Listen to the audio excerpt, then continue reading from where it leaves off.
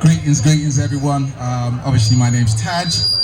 So I'm here on behalf of the African Cooperative Union. So the ACU, like we like to say, is a FCA regulated entity in the UK. We, just to keep it very simple, we bring like-minded people together so that we can pool our financial resources, our knowledge, and use it in achieving mutual benefits. Now, mutual benefits can actually be for-profit or non-profit.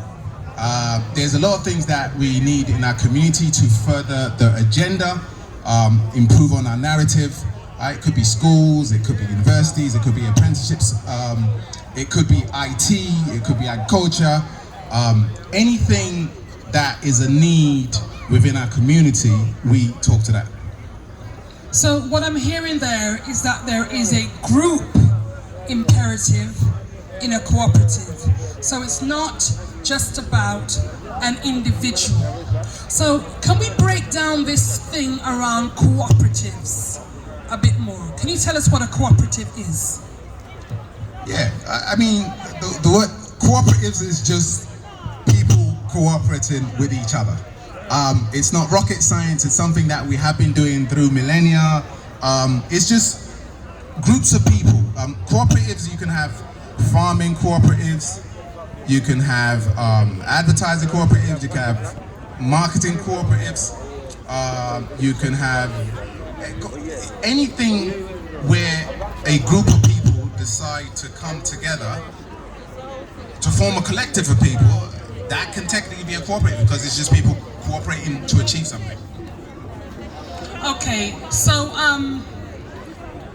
within the cooperative model, there is a potential for all who are part of it to benefit. Yes, yes. Okay, so as an African Cooperative Union, is there a particular interest or purpose or goal or milestone in relation to African people's group interests? Very much so. Just taking us from where we are currently, from a financial standpoint, from a health standpoint, and creating more abundance for more financial stability. More abundance and financial stability for what purpose? Well, for collective benefits. So we impact the community, say some of the needs in our community. So if there's more abundance in our community, more people have, that means they're more willing to give, contribute, donate to non-profits, projects that we're putting together. So yeah. So I need to go on to really draw down on the theme of today, which is about nation building. What Africa and her diaspora need to do to secure holistic planet repairs, okay, through the work that we do on the ground, such as what you do with the ACU. So I would like you to explain if there are any particular imperatives around nation building activities that you prioritize as a cooperative union, because presumably people save with you and they withdraw and maybe they loan from you potentially in the future.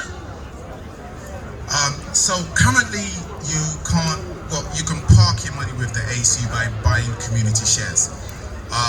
The part where you park from a saving standpoint, that's still a work in process, but it's one of the pillars and projects that we're pursuing. But at the very right now, in the immediate now, we are more focused on the investment side of things because we feel that starts to impact a little bit more. When it comes to nation building, well, the more people we can get to come together, that sort of has a ripple effect in even relocating our people back home. Where there's more abundance, there's more freedom. That's where we all came from. That's quite cool. And in what we do, there's that drive to reorientate people that collective economics makes more sense if we all come together, work together, You know, there's that saying, together everybody achieves more. Okay, so I just need to check around the ethics, the principles of the ACU in relation to reparatory justice, which is about restitution, rehabilitation, guarantees of non-repetition. It's about nation building, environmental justice, cognitive justice, and reparatory justice. So, to what extent is the ACU aligned with any of that? So, for example, if I put my money into the ACU and I just wanted to set up a little phone shop over there in Brixton and just do my thing, not necessarily doing anything else but just running a phone shop, would that be okay? If it makes business sense and there's a path to profitability, because ultimately members who get involved in the ACU are looking for some form of return. Sometimes it's not for profit and sometimes it's for profit. So it's a for-profit business that you have, and you're looking for an extra injection of cash, you can come and speak to the ACU. We'll have a look at it, and hopefully we support you in the process of helping you grow and keep your business alive and running. So there's a potential that my phone shop ain't going to do anything other than feed Scottish Power for my bills and pay my what you call it, business tax, right, as a trader. So is there anything in the future that says, even if it's an individual business that's just, call it black capitalism, right? If it's just an individual business, is there something in the ACU principle and ethics that say, okay, if you take money out, 1% has got to go into something. It could be our own airline, it could be our own school, it could be our own bank. Is there anything within the ACU framework that accommodates that?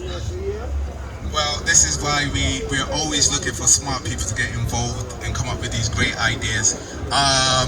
We, at this junction, have that in mind, but we haven't got to the stage where it's in our constitution to take something out.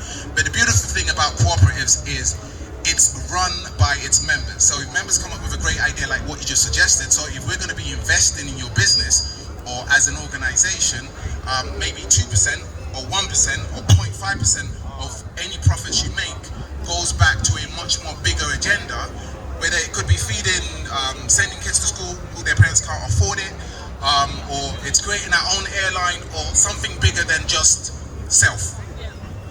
And I think principles on ethics of an ACU and a cooperative nation-building imperative is important, because if I go back to that example of a phone shop, most of us have got smartphones here, and we know most of our smartphones do not run without resources that are extracted from Africa to the detriment of the land. So again, is there any imperatives, any ethics and principles around what you would and would not invest in when you interrogate supply chains, for examples, and business plans and things like this? Yes, it's a cooperative. It's a cooperative.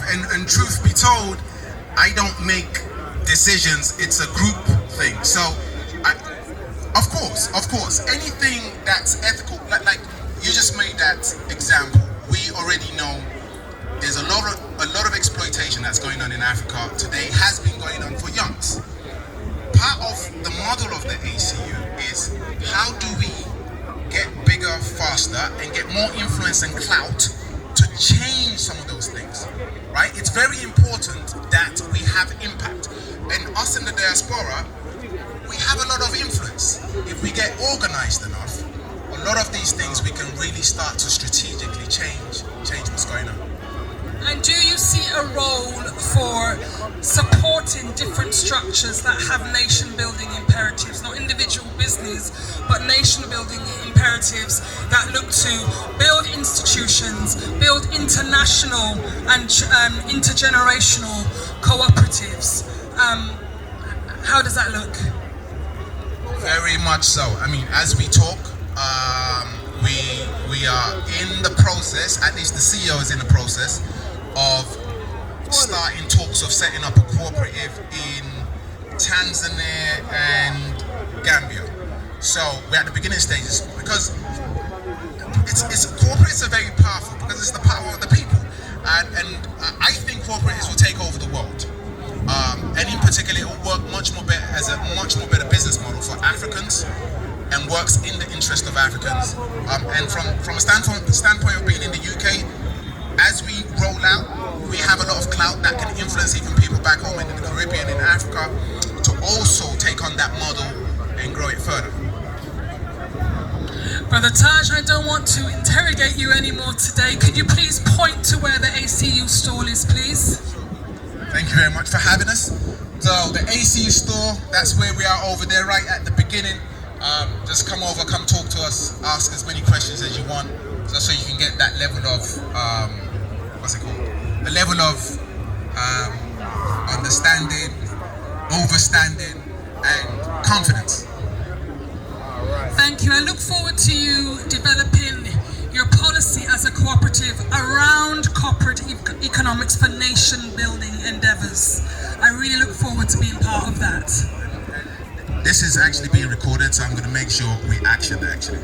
Thank you very much. Did you go to the workshop in the BCA today around economic repairs? No,